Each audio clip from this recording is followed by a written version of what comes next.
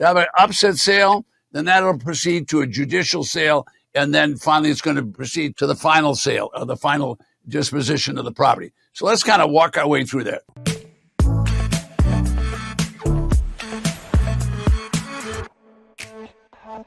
Thanks for joining us, everybody, as we're talking about investment opportunities, tax-delinquent properties for sale in Pennsylvania.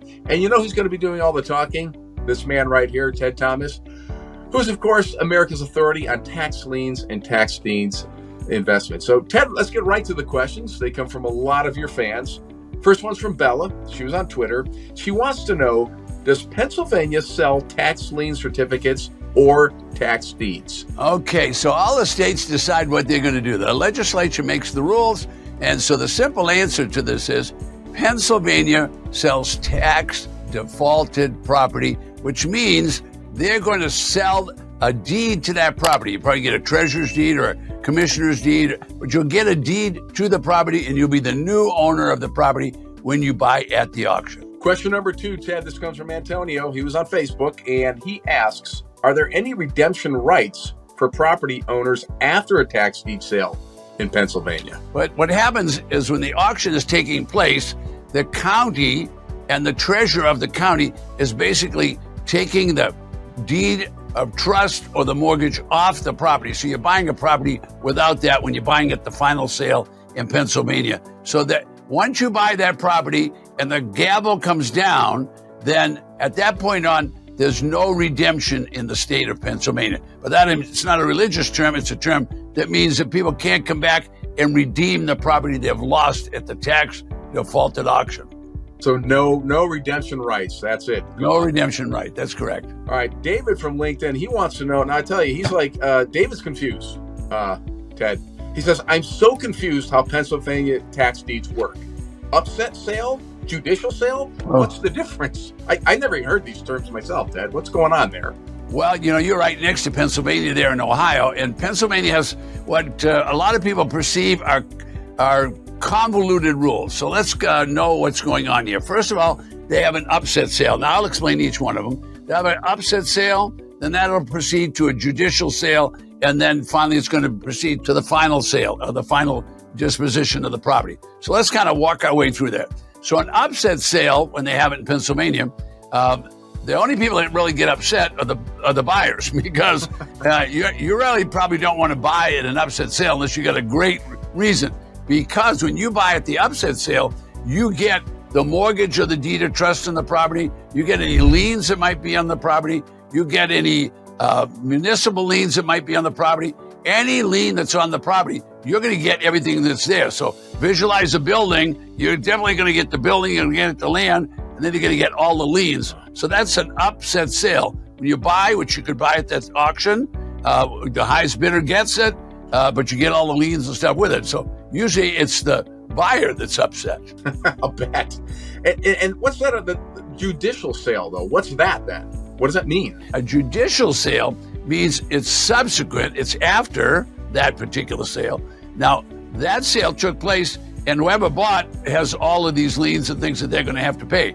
At the judicial sale, that's kind of called the clearinghouse sale. And what happens is the deed of trust is what you're going to get, but all the mortgage, the trust deed, any other liens that are on the property, municipal liens included, which is unusual, all those liens are coming off the property. So you're basically buying a free and clear property. Free and clear meaning free and clear of those liens. Hey, I'm curious though, Ted, why would somebody even go to an upset sale instead of just going then to judicial? I don't think I can answer, but it shocks me to find out that people go there and bid. And I think the reason they go and bid and buy is that they haven't taken the time to do what you and I are doing now, get a brief education and learn a little bit about it. Every auction is created by the legislature, and the legislature pushes it down to the county. Then the county enforces the auction, and actually the treasurer, maybe the tax collector, one or the other, will sell the property. So there's a lot of rules and a lot of government process taking place, but it's all on the county website, and anybody could read it. Anybody can read and write, can do this business. All right, Ted, our next question is from Felix. He was on Instagram. He's asking, what happens if a property does not sell at a tax deed sale in Pennsylvania? Is there a subsequent auction held, or is the sale based on a first-come, first-served basis? I'm not sure if you just answered that, but maybe just go over it. What if it doesn't sell the first time on a tax deed sale in Pennsylvania? Well, if they don't sell it the first time, they're going to try to sell it again, and they continuously try to sell. And the reason that the treasurer and the tax collector will continuously try to sell, they need money. I mean, the treasurer's job is to pay all the bills of the county. All right, where does the money come to pay the bills? It comes from property tax. So they're going to continuously try to sell that property. And what many counties will ultimately do is they'll start discounting the price if they can't do anything else, because they've got to do something to get that property back on the tax roll. The whole reason we have tax auctions is so that the county can go out and recover the property. So let's give you a long example. So someone passes away, they don't have any heirs, so they don't have any sons or daughters, uncles, aunts, and now no one's going to pay the tax. So now we're going to have a property that's going to be sitting in the countryside or in the city, or wherever it is. It's going to start deteriorating because no one's going to take care of it, okay? But the real problem is the county's not collecting revenue from that. The county needs the tax revenue. So ultimately, the treasurer will enforce the rules that the legislature has passed to them, that everyone must pay tax, everyone meaning every property owner. All right, so they will then confiscate the property for non-payment of taxes. Then they'll come and they'll do this sequence of auctions that we're talking about today, which is, first of all, you're going to have an upset sale, then they're going to have a judicial sale, then finally they'll have a depository sale, which means it's gone through this process of sale 1, sale 2, and sale 3. At all times, the treasurer is trying to rid the county of the property so that they can get it back onto the tax roll, so that they can earn money to pay the county employees, to pay the school teacher, pay the firefighters, pay the police department. I hope I've explained that. Sure. Yep. So we have a question that came from Robert. He's on LinkedIn. Can properties with outstanding mortgages or liens be sold at a tax deed sale in Pennsylvania? I think you kind of answered this, but well, if they go to the upset sale, it could still have all those liens on right. it. If they go to the judicial sale, that means a judge. A judicial just means a judge has been involved, and a judge is going to oversee the foreclosure. In other words, the county is going to go through a process of notifying anybody that if someone doesn't pay the tax, the lender or someone come in and pay the tax, this house is going to a judicial sale, clear of all of the liens, and that's the place to buy the property. You know, Ted, this last question comes from Gloria on Twitter, and I think it's a really, really important question given everything you just talked about. Can you share some tips on how to research properties prior to a tax deed sale in Pennsylvania? Yes, I can. We can talk a lot about research, okay? The future for the tax lien and tax deed buyer is research. I come from the old school. I started 30 plus years ago, and we would go to the county and beg them for a list of the properties that were for sale. Then we would take the list and we'd go drive around to all the community. Well, now with the internet, we're able to get the list online. We even have classes. We show people how to get the list. And then we have classes that show how to take the list and narrow it down to a precious few. For example, don't waste time on properties that you don't have enough money. So if the minimum bid is $30,000 and you only have 10, well, anything that's over 10, just get it off the list because you don't have money to bid. All right. Other things that you should do is you should always look at the property. Now, I'm not joking when I say you should walk on that property. You should have boots on the ground. You should see that property. You say, Ted, how am I going to do that online? Well, there's lots of ways to do that online. You could call other people and have them go and look and photograph it, walk on the property and tell you, wait a minute, there's a hole in the roof bigger than a semi-truck and the water and the snow is going in there. So you think about that. All right, so you'd want to definitely narrow the list down. You'd want to look at the property. You'd want to have boots on the ground. You'd want to research all the liens. Now, especially in Pennsylvania, where you could end up, you might want to go to an upset sale to watch, but don't take your wallet because you don't want to buy a property with all those liens on it. But the judicial sale, that's going to be a different ballgame. There's going to be other people there that have read the rules, and the rules say, all right, all these liens are leaving, they're clearing them, and they've cleared them from the property. So there's a lot of research a person should do. The point is, The researchers are the ones that are going to make a difference. Okay, I've done a lot of research.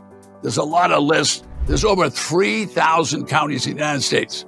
All of the counties will sell tax defaulted property.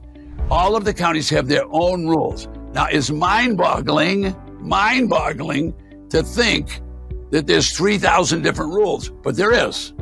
So if you leave a county in Pennsylvania and go to the next county, you need to look at the rules in that county.